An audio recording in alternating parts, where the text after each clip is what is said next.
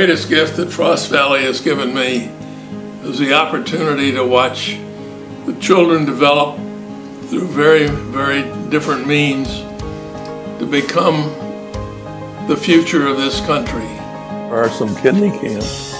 They all have the same problem. We bring them in and mainstream them with 7 or 8 other cabin mates. These children have been exposed now to different tasks, different challenges, and they've met them and overcome them, particularly things like the high ropes course, or horseback riding, or camping out overnight in the woods. All the activities that we offer to the children has made them realize that they can do much, much more than they thought they could. People come up to me and say, "What's 332?" Well, that gives me an easy opening to them. This is what we want to do. We want to provide that many camperships so everybody can come to camp.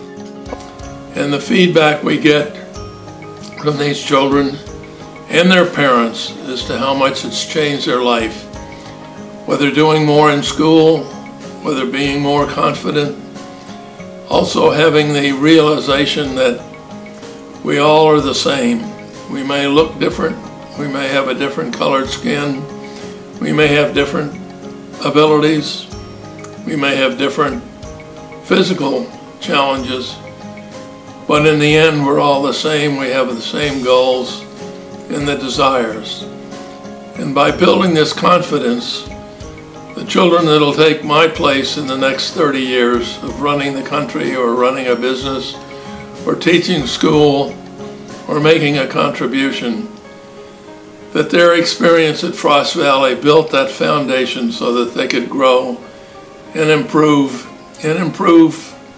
the world we live in. Of course, we all recognize that there's a space in the crowd today, and our longtime friend, Fenn Putman, who was the president of the board for many years and later the chairman of the board, who came on as a trustee in 1972 and stuck with us. I first met Fenn when I was working in Dallas. I was running the camps for the Dallas YMCA, and I was an applicant for this position. And Fenn took it upon himself to visit the 5 top applicants.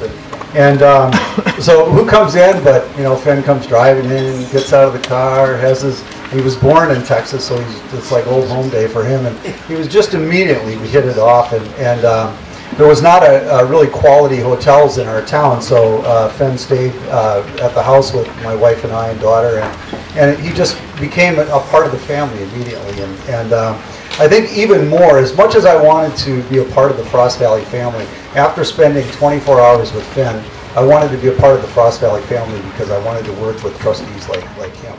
This place meant a lot to my dad. He enjoyed coming here, he enjoyed helping, he enjoyed seeing kids in yellow shirts smile and have a good time. As much as he gave to this place, and not just through philanthropy and money, but to his time, I think what he got back was why he was here for 42 years.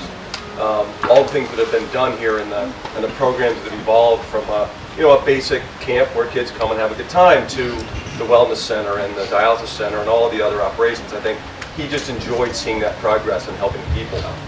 Think about that. All his blazers, all his suits, no matter what event he was wearing a jacket at, he was prepared and probably did talk about this place and want to make sure everybody knew about it. So it's been one of the great highlights of my life to be involved with Frost Valley, but to see what it's done to nature, the future generation, and how they're going to take over much better than perhaps we did.